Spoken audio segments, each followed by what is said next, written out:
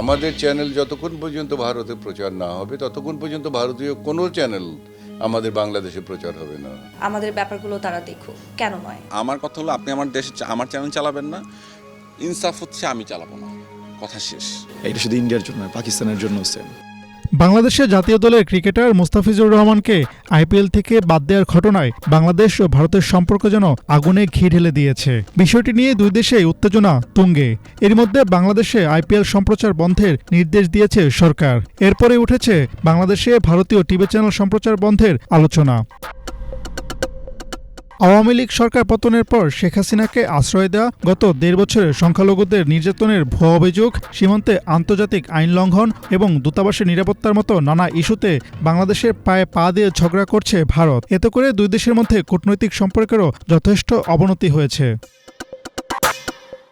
সম্পর্কের এই তিক্ততাটা এতদিন সোশ্যাল মিডিয়ার ট্যাগ অফ ওয়ার বা কূটনৈতিক বিবৃতি প্রদানের মধ্যে ঘুরপাক খেলেও এবার সেই রেষারেষিটা সরাসরি ক্রিকেটের উপর পড়েছে।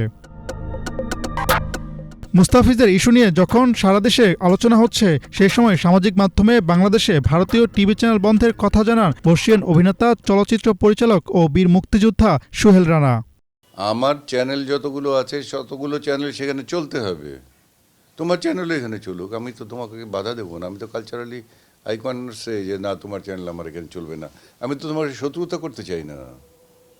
আমি স্বাভাবিক হিসেবে তুমি আমাকে এক চা খাইয়েছো, আমি আশা করবো যে আমি আর চাটা আমিও তোমাকে এক চা খাওয়াই। তো তোমাকে আমি তো চা খাওয়াচ্ছি, তো তুমি আমাকে চা খাওয়াবে না কেন? তো যতক্ষণ পর্যন্ত ওইটা না করবে ততক্ষণ পর্যন্ত তো তোমাদের চ্যানেলকে এখানে সরকার যদি এই খেলাধুলোর ব্যাপারে শেষ হয়ে যাওয়ার পরে বলে যে না ইন্ডিয়ান চ্যানেল চলতে থাকবে, তাহলে আমি বলবো যে এটা মেরুদণ্ডহীন সরকার, এবং সেই সরকারের সাথে আমরা একমত নই। আমরা স্ট্রেইট বলবো যে নাও, আমাদের চ্যানেল যতক্ষণ পর্যন্ত ভারতে প্রচার না হবে ততক্ষণ পর্যন্ত ভারতীয় কোনো চ্যানেল আমাদের বাংলাদেশে প্রচার হবে না। বাংলাদেশে যখন ভারতীয় টিভি চ্যানেল প্রচারিত হবে, ভারতে দেখানো হবে না, সেটি নিয়ে প্রশ্ন তুলেছেন দেশের ছোট পর্দার অনেক জনপ্রিয় মুখ।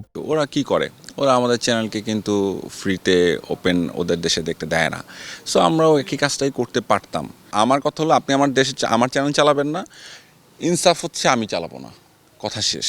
আমি মনে করি ওরা যদি আমাদের টেলিভিশন না চালায়, উইথ রেসপেক্ট আমাদেরও চালানো উচিত না। আমাদের চ্যানেল যদি ইন্ডিয়াতে অ্যাক্সেস না পায়, ওদের চ্যানেলও আমাদের দেশে অ্যাক্সেস পাওয়া উচিত না।